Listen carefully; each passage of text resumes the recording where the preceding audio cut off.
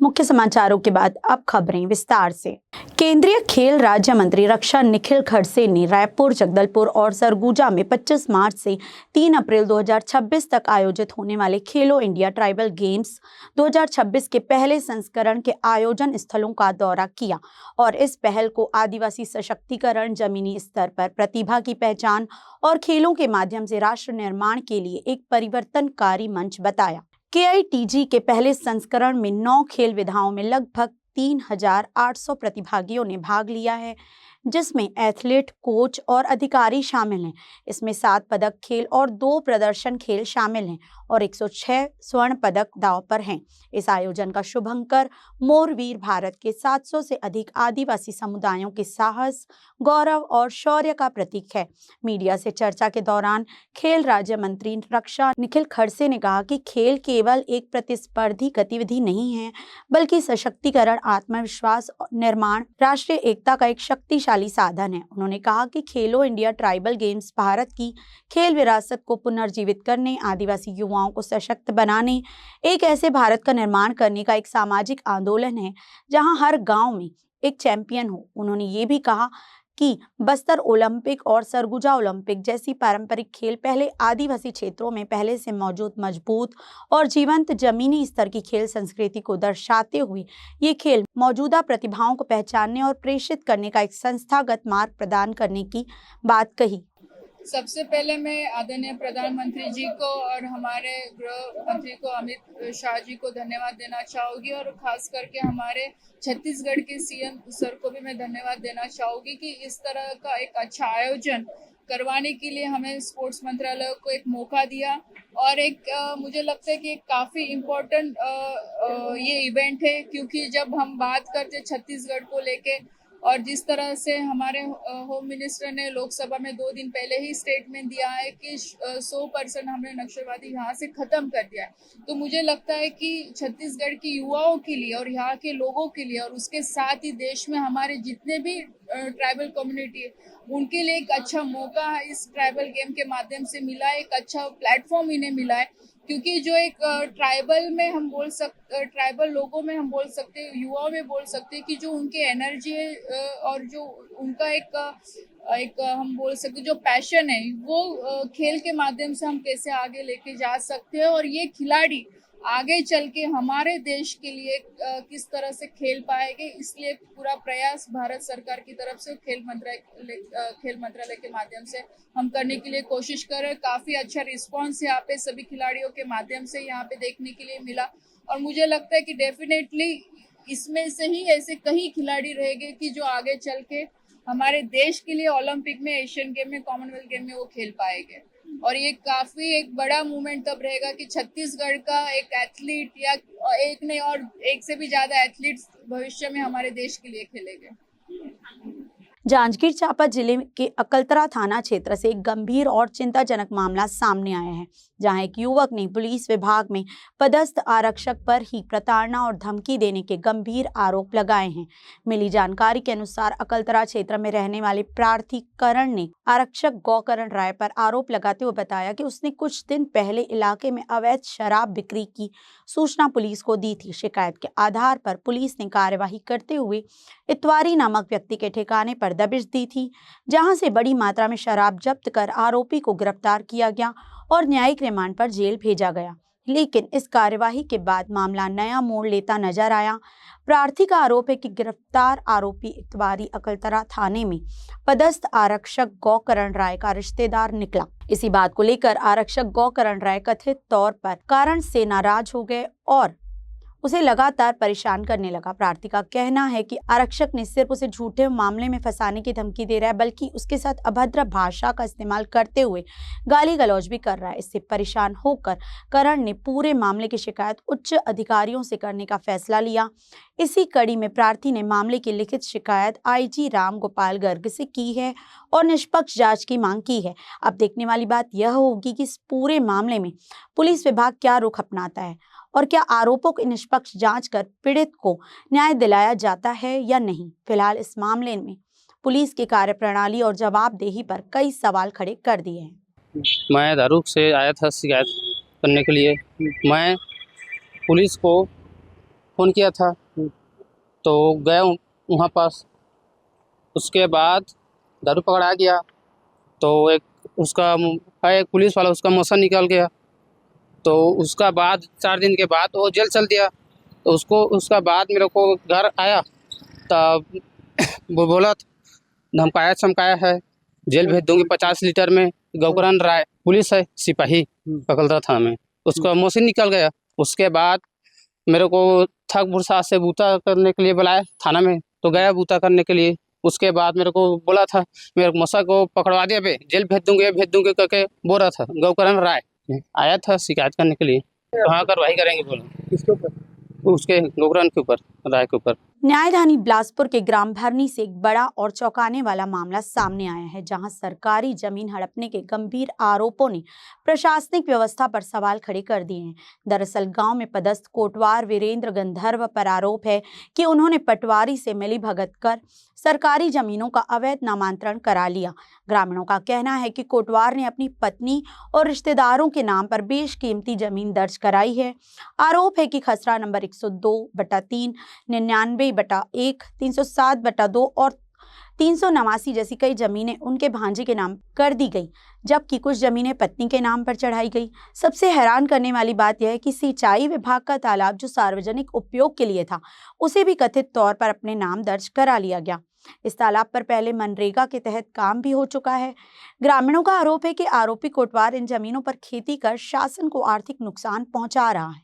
साथ ही उन्होंने आरोप लगाया कि इस पूरे मामले में बड़ी संपत्ति भी खड़ी की गई है। ग्रामीणों ने कलेक्टर से शिकायत कर उच्च स्तरीय जांच और सख्त कार्यवाही की मांग की है।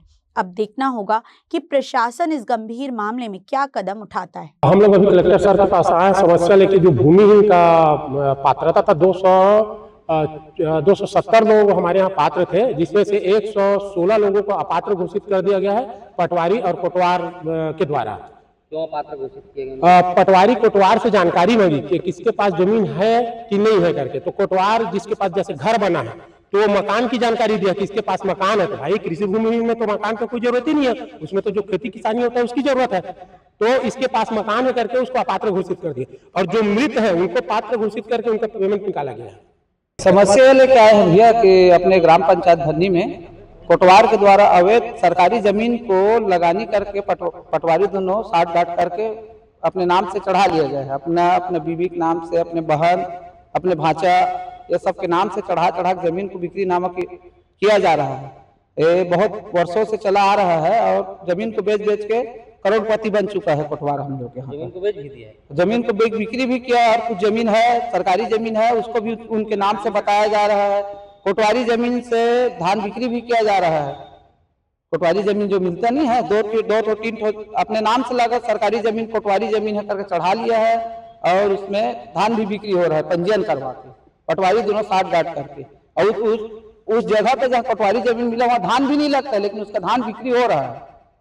उसी लिए आवेदन के लिए आए हैं पूरा गाँव वासी सभी लोग मिलकर।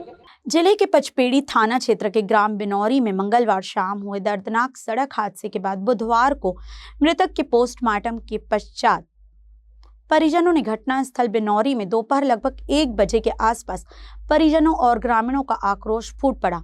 मृतक के परिजनों ने मौके पर कलेक्टर और कमिश्नर को बुलाने एवं जिंदल कंपनी से 1 करोड़ रुपए मुआवजा और परिवार के एक सदस्य को नौकरी देने की मांग को लेकर शव को बीच सड़क पर रखकर चक्का जाम कर दिया।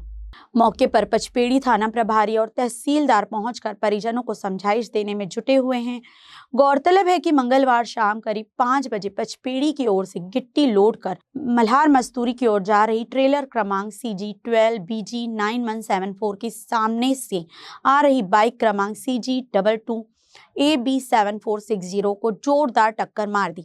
बाइक पर सवार 2 भाई गुलशन मरावी और संजू मरावी ग्राम मानिक कचौरी के निवासी थे और मल्हार की ओर से पचपेड़ी जा रहे थे। हादसा इतना भीषण था कि बाइक के पीछे बैठा छोटा भाई संजू मरावी दूर जा गिरा और गंभीर रूप से घायल हो गया, जबकि बाइक चला रहे गुलशन मरावी ट्रेलर और बाइक के साथ नीचे फंसकर काफी दूर तक घसीटते चले गए। प्रत्यक्षदर्शियों के मुताबिक अनियंत्रित ट्रेलर सड़क किनारे खेत में जाकर पलट गई। इस भयावह हादसे में गुलशन मरावी की मौके पर ही दर्दनाक मौत हो गई। घटना के बाद ट्रेलर चालक वाहन छोड़कर फरार हो गया। सूचना मिलते ही पचपेड़ी पुलिस मौके पर पहुंची और घायल को अस्पताल भिजवाया। वहीं शव को पोस्टमार्टम के लिए भेज दिया गया था, जहां बुधवार को आक्रोशित परिजनों सहित ग्रामीणों ने चक्का जाम कर दिया है। पचपेड़ी थाना अंतर्गत बिनौरी ग्राम की घटना है। कल एक मोटरसाइकिल सवार के द्वारा ट्रेलर से टकराने से उसकी दुर्घटना से मृत्यु हो गई थी, जिसकी सूचना पर उसमें मर्ग कायम का अग्रिम कार्रवाई की जा रही है। परिजनों के द्वारा चक्का जाम करने की सूचना मिली है। मौके पर पुलिस तैनात है और उसको समझाइश दी जा रही है। किस बात को लेकर हम लोग चक्का जाम कर? मुआवजे को लेकर के परिजनों के द्वारा उसमें चक्का जाम करने की सूचना मिली है, जहां पर मौके पर पुलिस बल, प्रशासनिक बल मौजूद है और परिजनों को समझाइश देकर दिया जा रहा है। गर्मी का मौसम शुरू होते ही बिजली की समस्याएं भी सिर उठाने लगती हैं, लेकिन अब बिलासपुर के लोगों को बड़ी राहत मिलने वाली है। सकरी में बिजली विभाग के नए संभाग कार्यालय का उद्घाटन कर दिया गया है, जिससे क्षेत्र में बिजली व्यवस्था और मजबूत होगी। बिलासपुर के सकरी में आज बिजली विभाग के संभाग स्तरीय कार्यपालन अभियंता कार्यालय का शुभारंभ किया गया। इस मौके पर क्षेत्रीय विधायक धर्मजीत सिंह, विधायक सुशांत शुक्ला और कोटा विधायक अटल श्रीवास्तव सहित कई जनप्रतिनिधि और अधिकारी मौजूद रहे। लंबे समय से क्षेत्र में बिजली से जुड़ी समस्याएं सामने आ रही थी, जिन्हें दूर करने के लिए यह बड़ा कदम उठाया गया है। जनप्रतिनिधियों ने बताया कि तखतपुर क्षेत्र की बिजली व्यवस्था मुंगेली से संचालित होने के कारण छोटी छोटी समस्याओं के समाधान के लिए लोगों को दूर जाना पड़ता था। वहीं रतनपुर क्षेत्र का कनेक्शन गौरेला, पेंड्रा, मरवाही जिले से जुड़ा होने के कारण वहां भी आम लोगों को काफी परेशानी का सामना करना पड़ता था। इन्हीं दिक्कतों को ध्यान में रखते हुए सकरी में यह नया संभाग कार्यालय शुरू किया गया है, ताकि स्थानीय स्तर पर ही समस्याओं का त्वरित समाधान हो सके। अब लोगों को छोटे छोटे कामों के लिए दूसरे जिलों के चक्कर नहीं लगाने पड़ेंगे। विधायकों ने कहा कि इस कार्यालय के शुरू होने से हजारों परिवारों और कई गांवों को सीधा लाभ मिलेगा और बिजली व्यवस्था पहले से कहीं ज्यादा बेहतर होगी। यह पहल बिलासपुर में बिजली सुविधाओं को मजबूत करने की दिशा में एक बड़ा और राहत भरा कदम माना जा रहा है। हमने बनाया और हम ही संवारेंगे तर्ज पर माननीय विष्णुदेव साय जी ने जो साय साय चलने वाली विकास की बयार है, आज विद्युत मंडल के माध्यम से आम जनों को लाभ के रूप में प्राप्त हुई। इतिहास में पहली बार छत्तीसगढ़ बनने के बाद विद्युत वितरण कंपनी के एमडी भीम सिंह जी की उपस्थिति में माननीय धर्मजीत सिंह जी, माननीय अटल श्रीवास्तव जी के नेतृत्व में और माननीय विष्णुदेव साय जी के मनसा अनुरूप ये सकरी डिवीजन संभागीय कार्यालय खोला गया संचालन और संधारण के लिए। ये अपने आप में अद्भुत है और इस क्षेत्र के माध्यम से विद्युत की सरलता आम लोगों तक पहुंचेगी, ऐसी हमारी मान्यता है। तो मुझे पता लगा कि कोटा के लगभग 166 गांव, तखतपुर के 170 गांव और बेलतरा के लगभग 25 गांव का जो हेडक्वार्टर है, संभागीय हेडक्वार्टर, वो पेंड्रा है और एक का मुंगेली है। तो ये सुन के मुझे आश्चर्य हुआ कि इस तरीके से कैसे संभागीय कार्यालय पेंड्रा में खुला और खुलने के साथ ही मैंने कोशिश की, मैंने बात की, अपना ज्ञापन भी दिया मुख्यमंत्री जी को। बेलतरा विधायक सुशांत शुक्ला जी ने मुख्यमंत्री से मिलाया भी कि बहुत विसंगति है, इसको ठीक किया जाना चाहिए, पर जो काम है वो कागज़ों में दौड़ता है। तो फिर हमने धर्मजीत सिंह जी को, तखतपुर के लोकप्रिय विधायकों को ये बात बताई और उन्होंने फिर जब कोशिश की तो इतनी जल्दी जो कार्यालय यहाँ खुला है ये उनकी कोशिश का नतीजा है। क्योंकि यहाँ के एमडी भीम सिंह जी यहाँ पर कार्यपालक निर्देशक रहे हैं, तो यहाँ की भौगोलिक स्थिति से परिचित थे, तो काम बहुत तत्परता से हुआ। इतनी जल्दी ऑफिस खुलना उपलब्धि, संभागीय कार्यालय आसानी से खुलता नहीं है और ये आम उपभोक्ताओं को, खासकर किसानों के लिए बहुत, जब कभी भी खेती किसानी का समय चलता है, जब ट्रांसफार्मर उड़ जाता है तो 10-10, 15-15 दिन लाइट नहीं आती, पंप बंद हो जाता है, फसल का नुकसान होता है। संभागीय कार्यालय खुलने से ये फ़ायदा होगा कि दूसरे तीसरे दिन ही हम लोग काम करा सकते हैं। इसके लिए सभी अधिकारियों को और यहाँ के उपभोक्ताओं को बहुत बहुत बधाई। ये हमारे किसानों के लिए, आम उपभोक्ताओं के लिए बहुत बड़ा उपहार है, क्योंकि अभी तक के हम बिजली विभाग के लिए मुंगेली ज़िले में, पेंड्रा ज़िले में या बिलासपुर ज़िले के तिफरा के ऊपर निर्भर रहते थे। अब हमारा तखतपुर, कोटा और बेलतरा के कुछ हिस्सों को सकरी से कंट्रोल किया जाएगा और बहुत ये सहज है, सुलभ है और यहाँ पर एक स्वतंत्र रूप से ऑफिस काम करने से हमारे ट्रांसफार्मर किसानों के बदले जाएंगे, उन्हें नए ट्रांसफार्मर लगाने का भी जो आवेदन आता है वो भी किया जाएगा, लाइन लेने में भी दिक्कत नहीं होगी, फॉल्ट को दूर करने में भी परेशानी नहीं होगी और ये सब सुविधा जब मिलेगी तो हमारे किसानों को उससे फ़ायदा मिलेगा, राहत मिलेगी। और इस काम को स्वीकृत करने के लिए अपने यशस्वी मुख्यमंत्री श्री विष्णुदेव साय जी को उनके बहुत ही काबिल प्रमुख सचिव सुबोध सिंह जी को, एमडी साहब श्री भीम सिंह जी को और सचिव चेयरमैन रोहित यादव साहब सहित हमारे दोनों विधायकों को बहुत बहुत, सुशांत शुक्ला जी, अटल श्रीवास्तव जी को भी बधाई देता हूँ, धन्यवाद कहता हूँ कि इन सब का क्षेत्र इसमें मिल करके ही ये बन पाया। अकेले सकरी या तखतपुर में तो ये डिवीज़न बनना संभव नहीं था, क्योंकि एक डिवीज़न को बनने के लिए लगभग 1 लाख पंप कनेक्शन की आवश्यकता होती है और उस क्राइटेरिया को फुलफ़िल करने के लिए कोटा और बिलतरा के गांवों को भी शामिल किया गया। इनके भी गांवों के लोगों को इनके माध्यम से सुविधा प्राप्त होगी और वो सुविधा देने का केंद्र सकरी रहेगा। सकरी के लिए एक बहुत बड़ी उपलब्धि है। मैं विद्युत मंडल के सभी अधिकारियों के प्रति आभार व्यक्त करता हूं। अपने दोनों विधायकों को इस सहयोग के लिए भी बहुत बहुत धन्यवाद देता हूं कि एक संस्थान का स्थापना सकरी में हो सकी। अभी ये विद्युत संभागीय कार्यालय बिलासपुर 2 सकरी में खोला गया है। पहले क्या होता था कि बिलासपुर जिला के बहुत सारे गाँव, लगभग 200 गाँव बिलासपुर जिला के, उनका जो संभागीय कार्यालय था मुंगेली में था और पेंड्रा रोड में था। यदि हम यहाँ की उससे बात करें तो जो काटा कोनी से आगे का जो भी गांव था उसकी जो संभागीय कार्यालय मुंगेली में था। उसी तरह से हम रतनपुर रोड की बात करें तो एक रानी गांव आता है रतनपुर से बहुत पहले, उसका संभागीय कार्यालय कहाँ था? पेंड्रा रोड में था। अब रानी गांव वाले पेंड्रा रोड छोटे छोटे काम के लिए ज़्यादा पड़ता था, लगभग 100 किलोमीटर से भी 110-120 किलोमीटर वहाँ से पड़ता था। अब ये यहीं पर संभागीय कार्यालय खोलने से क्या होगा कि भाई जो भी समस्या है आम उपभोक्ताओं का, ये लोकल में आके अपनी समस्याओं का निराकरण कर सकते हैं। साथ साथ में जैसे ट्रांसफार्मर फेल हो गया बहुत सारा, या बिजली बिल की सुधार हो गई, या नए कनेक्शन के संबंध में किसी से संभागीय कार्यालय में हुई है, तो ये लोकल यहाँ पर उपलब्ध होंगे और लोगों का समस्याओं का समाधान त्वरित होगा और इजीली यहाँ पर उपलब्ध होगा। तिलक नगर स्थित हनुमान मंदिर में इस वर्ष भी हनुमान जन्मोत्सव का आयोजन बेहद भव्य और श्रद्धा के साथ किया जा रहा है। वर्षों पुरानी परंपरा को निभाते हुए इस बार 4 दिवसीय विशेष कार्यक्रम रखा गया है, जिसमें बड़ी संख्या में श्रद्धालुओं के शामिल होने की उम्मीद है। हनुमान जन्मोत्सव को खास बनाने के लिए मंदिर परिसर को आकर्षक ढंग से सजाया जा रहा है। इस बार की खासियत है फलों से की जा रही अनोखी सजावट, जो श्रद्धालुओं के लिए आकर्षण का केंद्र बनेगी। मंदिर का प्रवेश द्वार और पूरा परिसर बेहद मनमोहक नजर आएगा। 4 दिनों तक चलने वाले इस आयोजन में प्रतिदिन हनुमान चालीसा पाठ, पूजा अर्चना और भजन कीर्तन का आयोजन होगा। साथ ही श्रद्धालुओं के लिए प्रसाद वितरण भी किया जाएगा। मंदिर के सचिव प्रकाश सिंह ठाकुर और आयोजक देवेंद्र सिंह ठाकुर ने बताया कि इस बार आयोजन को और भव्य और यादगार बनाने की पूरी तैयारी की गई है, जिससे श्रद्धालुओं को विशेष आध्यात्मिक अनुभव मिल सके। प्रतिवर्ष अनुसार इस वर्ष भी हमारे तिलक नगर हनुमान मंदिर में भव्य और दिव्य आयोजन किया गया है, जिसमें सर्वप्रथम सुबह दुग्धाभिषेक होगा, फिर श्रृंगार होगा हनुमान जी महाराज का, और 10:30 बजे से प्रसाद वितरण है, फिर सामूहिक सुंदरकांड का पाठ होगा और शाम को महाआरती होगी, 56 भोग लगेगा। इस प्रकार कल का पूरा दिन भक्तिमय रूप में यहाँ पे मनाया जाएगा। प्रतिवर्ष अनुसार हनुमान जी की जयंती की उसमें हमारे यहाँ भोग वितरण का कार्यक्रम, महाप्रसाद, बहुत सारी आरती, और इस बार हमारे मंदिर में हम लोगों ने हनुमान जी का जो मंदिर है उसको एक अलग ही तरह से सजावट की जा रही है हमारे स्थानीय कलाकारों द्वारा। वो एक आकर्षण का केंद्र रहेगा। आप भी जब आएंगे उसको देखेंगे, बहुत काफी आकर्षण का केंद्र रहेगा। प्रदेश के मुखिया सीएम विष्णुदेव साय बुधवार को रायगढ़ दौरे पर रहे। इस दौरान उन्होंने राजापारा इलाके में स्थित जगन्नाथ मंदिर पहुंचकर भगवान जगन्नाथ का दर्शन किया। इसके तुरंत बाद वे उत्कल समाज के कार्यक्रम में शामिल हुए। उन्होंने मीडिया से बातचीत करते हुए कहा कि नक्सलवाद के खात्मे की दृष्टि से 31 मार्च का दिन ऐतिहासिक दिन था। देश के पीएम नरेंद्र मोदी और गृह मंत्री अमित शाह ने डेडलाइन घोषित की थी कि 31 मार्च तक छत्तीसगढ़ से नक्सलवाद का खात्मा करना है।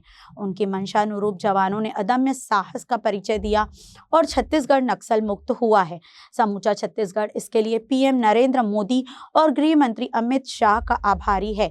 छत्तीसगढ़ की 3 करोड़ जनता की ओर से हुए वे भी पीएम मोदी को धन्यवाद ज्ञापित कर रहे हैं। उन्होंने कहा कि बस्तर एरिया वाइस केरल से भी बड़ा है, प्राकृतिक दृष्टिकोण से भी बेहद सुंदर है। वहां के लोग नक्सलवाद की वजह से पिछले 4 दशकों से विकास की मुख्य धारा से अछूते थे। सड़क, बिजली, पानी, राशन, कुछ भी व्यवस्था वहां नहीं थी। नक्सलवाद के खात्मे के बाद जो क्षेत्र 4 दशकों से विकास से अछूता था, वहां विकास पहुंचाएंगे। सीएम ने कहा कि नक्सलवाद का खात्मा सरकार के लिए एक बहुत बड़ा चैलेंज था। लोगों को लगता नहीं था कि कभी इस समस्या का समाधान होगा। डबल इंजन की सरकार में जवानों के अदम्य साहस से यह संभव हो सका। सीएम ने कहा कि जनता भली भांति जानती है कि इसका श्रेय लेने का वास्तविक हकदार कौन है। सीएम ने बीजेपी के गांव चलो अभियान को लेकर कहा कि भाजपा संगठन हमेशा जनता के सुख दुख में साथ खड़ी रहती है। कोविड कॉल में भी हमारे लोग लगातार सेवा में लगे थे। 6 अप्रैल को पार्टी की स्थापना दिवस है। स्थापना दिवस से लेकर 14 अप्रैल बाबा साहब अंबेडकर की जयंती तक संगठन के लोग गांव में आम जनता के बीच जाएंगे और संगठन की रीति से अवगत कराएंगे, सरकार की योजनाओं को आम जनता तक पहुंचाएंगे। 31 मार्च का दिन ऐतिहासिक दिन था, कहे कि हमारे देश के यशस्वी प्रधानमंत्री जी और माननीय गृह मंत्री जी की दृढ़ इच्छा शक्ति और हमारे जवानों के अदम साहस के कारण और माननीय गृह मंत्री जी कल का डेट घोषित कर दिए थे कि 31 मार्च 2026 को पूरे देश से नक्सलवाद को समाप्त करना है और उनका संकल्प पूरा हुआ है। और छत्तीसगढ़ इसके लिए माननीय प्रधानमंत्री जी का और माननीय केंद्रीय गृह मंत्री जी का बहुत बहुत आभारी है। छत्तीसगढ़ के 3 करोड़ जनता की तरफ से उनका बहुत बहुत नए तरीके से रोड मैप हैं। तैयार होगा उस इलाके का, काफी लंबे अरसे से वहाँ के आदिवासी बिल्कुल बस्तर क्षेत्र जो एरिया वाइज केरल स्टेट से बड़ा है और प्राकृतिक दृष्टिकोण से बहुत सुंदर है, लेकिन वहाँ के लोग 4 दशक से भी ज़्यादा समय तक नक्सलवाद के कारण विकास से अछूता रहे। वहाँ पर कुछ भी नहीं था, सड़क, बिजली, पानी, राशन कुछ भी नहीं था। लेकिन अब 2 साल से हम लोग नियत नेलानार योजना के माध्यम से भी गांव में विकास पहुंचाए हैं और अब वहाँ नक्सलवाद समाप्त होने के बाद जो 4 दशकों तक विकास से अछूता था उस क्षेत्र में विकास पहुंचाएंगे। चैलेंज काफी बड़ा था, भी एक्सेप्ट किया सरकार के लिए। जी, बहुत बड़ा चैलेंज था। लोगों को तो चाहे लगता नहीं था कि इस समस्या का कभी समाधान होगा भी नहीं, लेकिन डबल इंजन की सरकार का लाभ माननीय प्रधानमंत्री जी, माननीय गृह मंत्री जी का आशीर्वाद, उनकी दृढ़ इच्छा शक्ति के कारण और हमारे जवानों के उद्यम साहस के कारण ये संभव हुआ। इतनी बड़ी चुनौती राजधानी रायपुर के उरला इलाके में संचालित एक शासकीय स्कूल परिसर में महिला की हत्या को अंजाम देने वाला आरोपी अमित सिसोदिया को पुलिस ने गिरफ्तार किया है। मृतक महिला का आरोपी अमित सिसोदिया है। प्रेम संबंध था। बता दें, मृतिका अपने पूर्व पति को छोड़कर आरोपी के साथ रह रही थी। पुलिस को मंगलवार सुबह सूचना मिली कि इलाके के एक शासकीय स्कूल परिसर में महिला का शव पड़ा हुआ है। जांच के दौरान महिला का शव खून से लथपथ हालत में मिला। घटनास्थल के पास ही संघर्ष के निशान और खून से सना पत्थर भी बरामद हुआ है, जिससे हत्या की आशंका जताई गई, जिस पर उरला पुलिस अज्ञात आरोपी की पतासाजी करना प्रारंभ किया गया। टीम के सदस्यों द्वारा मृतक महिला की शव की शिनाख्ती करते हुए मृतक महिला की पहचान राधा पट्टी, पति दशरथ पट्टी, उम्र 30 साल, निवासी पौनी थाना बेनी बोरी, जिला अनूपपुर, मध्य प्रदेश के रूप में की गई। टीम के सदस्यों के द्वारा घटनास्थल का निरीक्षण सीन ऑफ क्राइम टीम तथा डॉग स्क्वाड के साथ करने पर टीम के सदस्यों को प्रकरण में संलिप्त उरला निवासी अमित सिसोदिया की पतासाजी कर पकड़ा गया। पूछताछ में आरोपी द्वारा मृतक महिला को प्रेमिका होना बताने के साथ उसके साथ ही निवास करना बताया एवं चरित्र शंका होने पर आवेश में आकर उक्त हत्या की घटना को अंजाम देना स्वीकार किया गया है, जिस पर थाना उरला में आरोपी के विरुद्ध बीएनएस का अपराध पंजीबद्ध के जेल भेज दिया। देखिए, कल की घटना है, मतलब जो परसों रात की घटना है। कल सुबह पुलिस को सूचना आई कि एक अज्ञात महिला का शव सरकारी स्कूल उरला के पीछे पाया गया है। वहां पे जब पुलिस टीम निकली और तस्दीक करी तो वहां पे एक महिला जिसकी जो पहचान थी राधा पट्टी के रूप में हुई। जब और ज्यादा तस्दीक की गई और आसपास की जो सर्कमस्टेंसेस थे उसको देखे गए और साथ ही साथ एफएसएल की टीम एवं डॉग स्क्वाड जो मौके पर आया था उसे साइंटिफिक इन्वेस्टिगेशन करवाया गया और सर्कमस्टेंसेस को समझ के ये ज्ञात हुआ कि वो एक जो पुरुष अमित सिसोदिया के साथ में पिछले 1 महीने से रह रही थी और उन दोनों के बीच में प्रेम प्रसंग भी चलता था, क्योंकि साथ में रहते भी थे। और जो हत्या का कारण जो समझ में आया हमें पूछताछ के बाद में ये समझ में आया है कि अमित सिसोदिया को चरित्र शंका थी महिला के ऊपर, इसलिए उसने इस वारदात को अंजाम दिया। आज के बुलेटिन में बस इतना ही। मुझे दीजिए इजाजत। देखते रहिए हॉर्नबिल टीवी।